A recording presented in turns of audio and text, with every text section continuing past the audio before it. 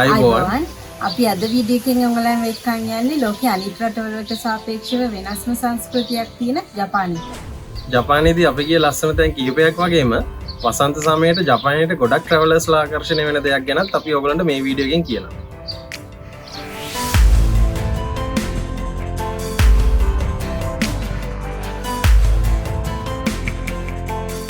අපි නරීටා ඉන්ටර්නැෂනල් එයර්පෝර්ට් එකෙන් තමයි ජපානයට ඇතුළු වුණේ. ෆ්ලයිට් එක රෑ තිබුණ නිසා එදා රෑ අපි ටෝකියෝ වල නැවතිලා ඊට පස්සේ දවසේ උදේම කිටාකාමි වලට යන්න පිටත් වුණා. ඒ අපි ගොඩක් ආසාවෙන් හිටපු දෙයක් බලන්න. අපි ටෝකියෝ ස්ටේෂන් එකෙන් shinkkansen එකට නැග්ගා. shinkkansen කියන්නේ ජපානයේ හයි ස්පීඩ් ට්‍රේන් වලට. ජපානයේ තමයි ලෝකේ හයි ස්පීඩ් ට්‍රේන්ස් වලට වෙන් වුණ රේල් පාරවල් මුලින්ම හදලා තියෙන්නේ. 1930 විතර සැලසුම් කරපු මේ හයි ස්පීඩ් රේල් ව්‍යාපෘතිය ජපාන් භාෂාවෙන් ගොඩක් අය ඩැන්කන් රේස විදියට හඳුන්වලා තියෙනවා. ඒකට හේතුව තමයි දුම්රියේ හැඩය බුලට් එකකට සමාන වීම සහ දුම්රියේ වේගවත් බව නිසා. මේ විදියට පාවිච්චි කරපු ජපාන් වචනේ පරිවර්තනය වෙලා තමයි ඉංග්‍රීසි භාෂාවට බුලට් ට්‍රේන් කියන වචනේ එකතු වෙන්නේ. 1957 පැයට කිලෝමීටර් 145ක වේගයෙන් දුම්රියක් ධාවනය කරලා ලෝක වාර්තාවක් තියපු ජපානයේ shinkkansen ව්‍යාපෘතිය මුළු රට පුරාම සාර්ථකව ක්‍රියාත්මක කරන්න ගන්නවා. ජපානයේ හදපු මැග්ලෙව් කියන දුම්රිය 2015 දී පැයට කිලෝමීටර් 603ක වේගයකින් පරීක්ෂණ මට්ටමකින් ධාවනය කරලා තාමත් ලෝක වාර්තාවට හිමිකම් කියනවා. අවුරුදු 50කටත් වැඩි වෙන shinkkansen බුලට් ට්‍රේන් ඉතිහාසයේ මගින් බිලියන 10කටත් වඩා සේවාව දීලා තිබ්බත් අද වෙනකනුත් දුම්රිය මගේට කිසිම අනතුරක් වෙලා නැහැ දුම්රිය අනතුරකින්. ඒ වගේම දුම්රිය පීලිපැනලා තියෙන්නේ ඉතිහාසයේ පුරාම දෙපාරක් විතරයි. ඒකටත් හේතු වෙලා තියෙන භූමිකම්පාවක් සහ හිමකණු අටුවක්. shinkkansen දුම්රිය ගොඩක් ප්‍රසිද්ධ වෙලා තියෙනවා ප්‍රමාද දෝෂ ගොඩක් අඩු හරිම කාලසටහනකට ධාවනය වෙන දුම්රියක් විදියට. අපි ජපානයට යන්න කලින් ජපාන් රේල් පාස් එකක් ගත්ත නිසා අපිට ට්‍රැවල් කොස්ට් එක ගොඩක් අඩු වුණා. JR පාස් එකෙන් shinkkansen බුලට් ට්‍රේන් ලයින්ස් ගොඩක් වගේම සමහර බස් ෆෙරීස් වගේ දේවලුත් කව වෙනවා.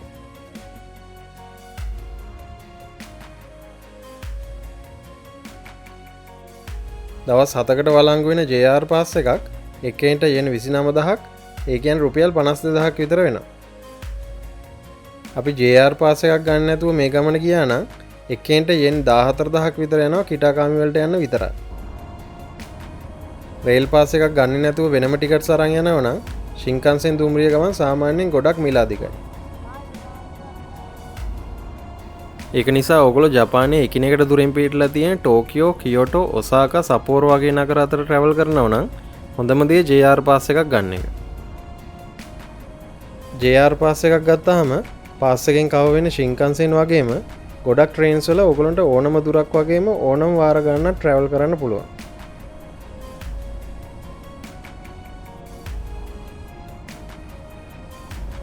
කිටාකාමි පිටලා තියෙන ටෝකියෝ ඉඳන් කිලෝමීටර් 500ක් විතර දුරින් shinkkansen train එකේ ගියොත් ඔයගොල්ලන්ට පැය 3කින් වගේ යන්න පුළුවන්. JR පාස් එකක් ගන්න පුළුවන් වෙන්නේ වෙන රටක ඉඳන් ජපානයට සංචාරකයෙක් විදියට එන කෙනෙක්ට විතරයි. ස්ටේෂන් ඇටෙන්ඩන්ස්ලා චෙක් කරන්න ඉල්ලුවොත් ඕන වෙන නිසා ඔයගොල්ලන්ගේ පාස්පෝර්ට් එකත් හැමතිස්සෙම ගෙනියන්න JR පාස් එකත් එක්ක. ඒ වගේම JR පාස් එක පාවිච්චි කරන්න කලින් JR ස්ටේෂන් එකකින් ඇක්ටිවේට් කරගන්නත් ඕනේ.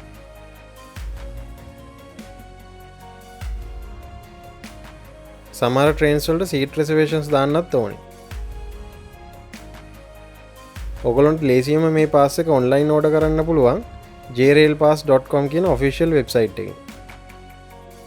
ජපානයේ පබ්ලික් ට්‍රාන්ස්පෝර්ට් ගොඩක් දියුණු මට්ටමක තියෙන නිසා ඔයගොල්ලන්ට ජපානයේදී ට්‍රැවල් කරන්න ට්‍රේන්, බස්, සබ්වේ ගොඩක් හොඳ ඔප්ෂන්ස් වෙනවා. ටෝකියෝ, කියෝටෝ, ඔසාකා, සපෝරෝ වගේ ප්‍රධාන නගරවලට ගියාම ඩේ පාස් ගත්තොත් තවත් වියදම අඩු කරගන්න පුළුවන්. අපි කිටාකාමි වල බුක් කරපු JR හොටෙල් එකක් වෙන හොටෙල් මෙට්ස් එකේ ලගේජ් දාලා ටෙන්ෂකායි පාක් එක පැත්තට ඇවිදගෙන ගියා.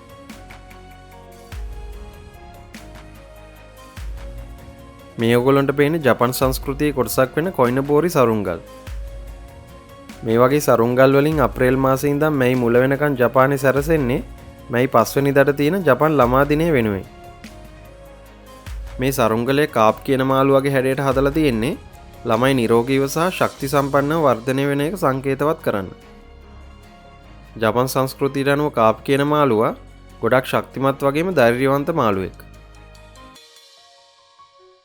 මෙතන තියෙන කිටාකාමි ගඟහරහා මාරු වෙන්න පුළුවන් බෝට්ටුවේ නැගලා අපි පාක් එක පැත්තට ගියා. බෝට්ටුවට යෙන් 350ක් ගන්නවා එක්කෙනෙක්ට. ඒ හරියට ළඟ වෙද්දි දැක්ක වීව් එකෙන් අපි දෙන්නම ගොඩක් පුදුම වුණා.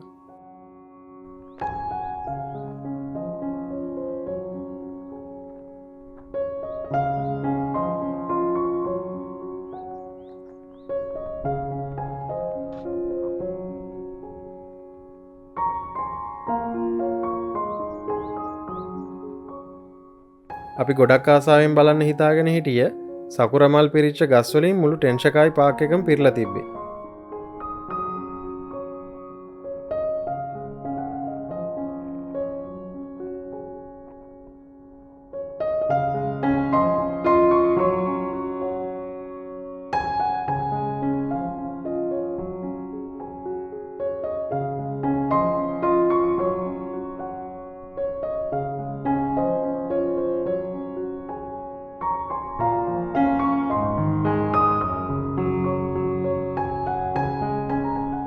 මේ පාක් එකේ සකුරා ගස් 10000ක් විතර තියෙනවා.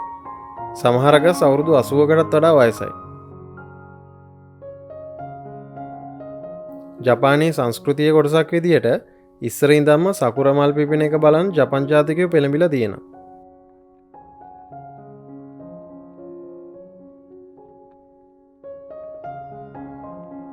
ඒ නිසා ජපන් ජාතිකයෝ සකුරා ගස් වල විවිධ ප්‍රභේද ඇති කරලා තියෙනවා.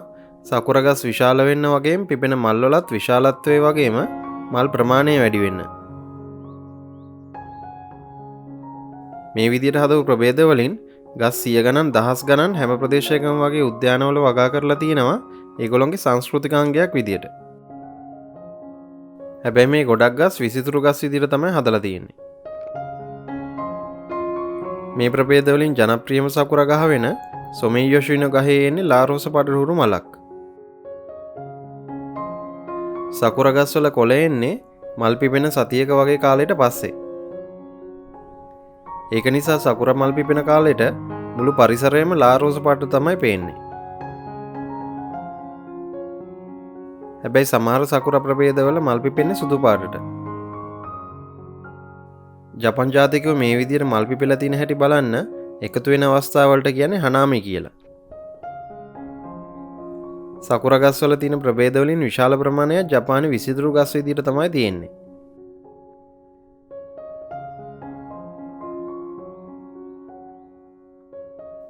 ඉතින් මේ එක එක ගස් වල ප්‍රභේදය අනුව මල් වල පාට හැඩය වගේම ගහේ හැඩයත් වෙනස් වෙනවා. ටෙන්ෂකායි පාක් එකේ සකුරා ගස් 100 ගණනක් උමගක් විදිහට වවලා තියෙනවා.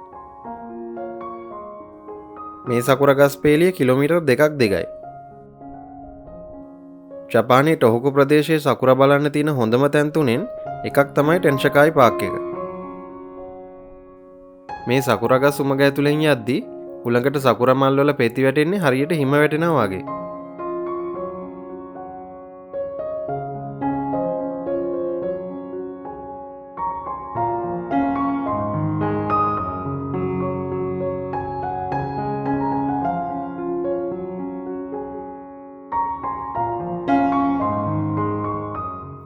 අපි මේ ලස්සන බලන ගමන් ඉස්සරහට ඇවිදගෙන ගියා.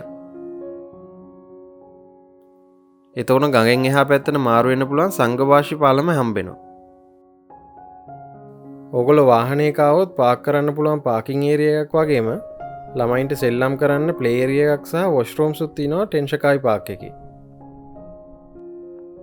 අපි පාක් එකේ තියෙන යටයි වලින් ඒ කියන්නේ පොඩි පොඩි කෑම කඩ වලින් ජපානයේ සාම්ප්‍රදායික කෑම වර්ග වලත් රස බලන්න අමතක කරේ නැහැ. මේ වයින් ජපානයේ විශේෂ වුණ කෑමක් තමයි යකිතෝරි. ඔගොල්ලෝ සකුරා බලන්න ජපානයට යනවා නම් වැදගත්ම දෙයක් තමයි සකුරා ෆෝකාස්ට් එක කලින් බලලා ගමන ප්ලෑන් කරන එක. මෙතනදී වැදගත් වෙන කරුණු දෙක තමයි ඔයගොල්ලෝ සකුරා බලන්න ප්ලෑන් කරන තැන සහ ඒ අනුව ජපානයට යන දවස් තීරණය කරන එක. සකුරා බලන්න ලස්සන තැන් මුළු ජපානයේ පුරාම තියෙන නිසා ඔයගොල්ලන්ට ලේසියෙන්ම ඉන්ටර්නෙට් එකේ සර්ච් කරලා කැමති තැනක් හරි තැන් කිහිපයක් වුණත් තෝරගන්න පුළුවන්.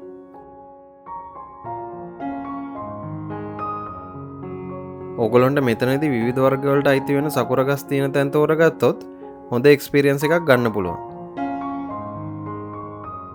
ඉතින් ඕගොල්ලෝ යන තැන් අයිති වෙන ප්‍රදේශය අනුව සකුර මල් සම්පූර්ණයෙන්ම පිපෙන, ඒ කියන්නේ ෆුල් බ්ලූම් එක වෙන දවස් වෙනස් වෙනවා. මේ වගේ විශ්වාසදායී වෙබ්සයිට්ස් වලින් ඔයගොල්ලන්ට පුළුවන් අදාළ අවුරුද්දේ සකුර ෆෝකාස්ට් එක බලා ගන්න. මේ වෙබ්සයිට්ස් වල නිතරම ෆෝකාස්ට් එක පරිසර තත්ත්වයන් බලලා අප්ඩේට් කරනවා.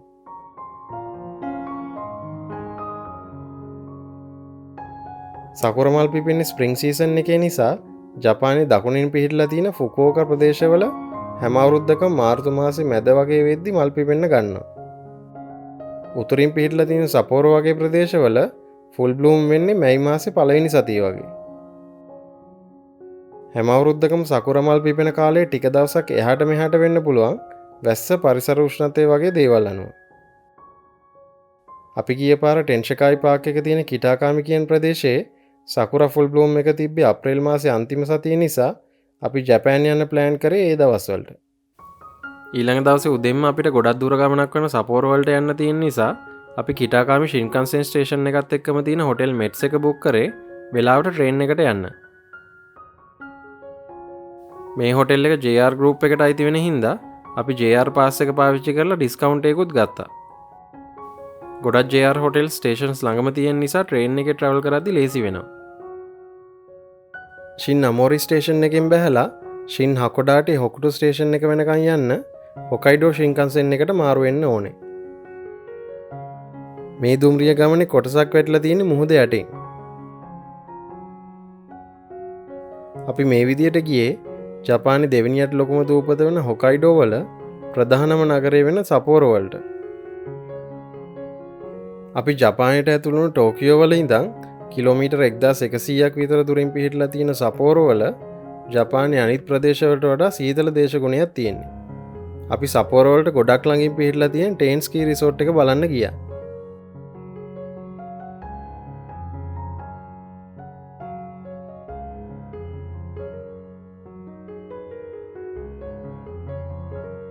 ස්කී රිසෝට් එකට යන්න සපෝරෝ ස්ටේෂන් එකේ ඉඳන් විනාඩි 15ක විතර දුරක් ට්‍රේන් එකේ ගිහිල්ලා ටේන් ස්ටේෂන් එකෙන් බහින්න ඕන. එතන ඉඳන් බස් එකක් තියෙනවා ස්කී රිසෝට් එකට යන්න. මේ ට්‍රේන් එකයි බස් එකයි දෙකම JR පාස් එකෙන් කවර් වෙනවා.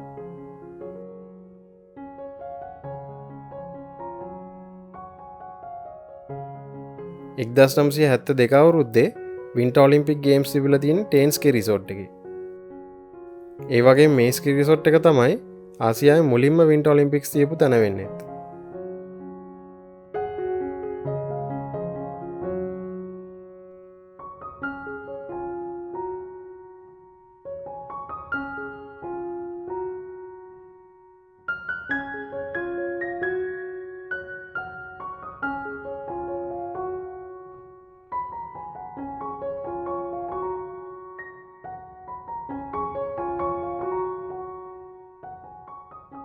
ස්නෝ ක්වොලිටි එක සහ ලේඅවුට් එක අතින් ජපානයේ තියෙන හොඳම ස්කී රිසෝට් එකක් විදිහට තමයි ටේන් ස්කී රිසෝට් එක ප්‍රසිද්ධ වෙලා තියෙන්නේ.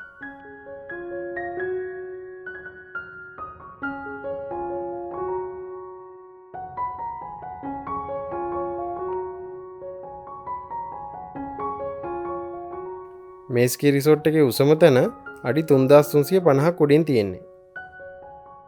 ඕගලන්ට උඩට යන්න අවශ්‍ය නම් ස්කී ලිෆ්ට් වලට වෙනම ටිකට්ස් අරගෙන යන්න පුළුවන්.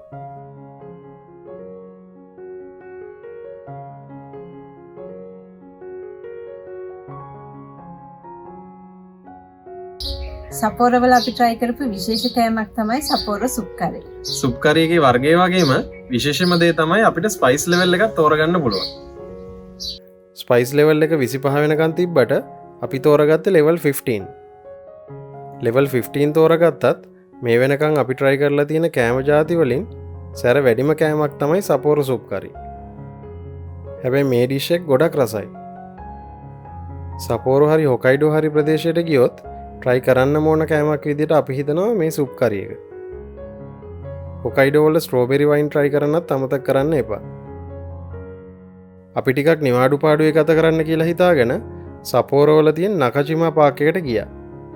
මේ පාක් එක මැද්දේ ලස්සන ලේක් එකක් හදලා තියෙනවා. මේකට වතුර එන්නේ 1960 ගණන් වල කෘත්‍රිමව හදපු සොසේ කියන ගඟකින්. සපෝරෝ නගරේ බටහිර සහ නැගෙනහිර ප්‍රදේශ වෙන් වෙන්නේත් මේ ගඟේ.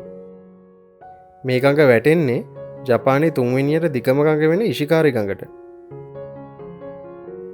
නකාජිමා පාක් එකේදීත් අපිට ලස්සනට මල් පිපිගෙන එන චෙරි ගස් බලන්න පුළුවන් වුණා.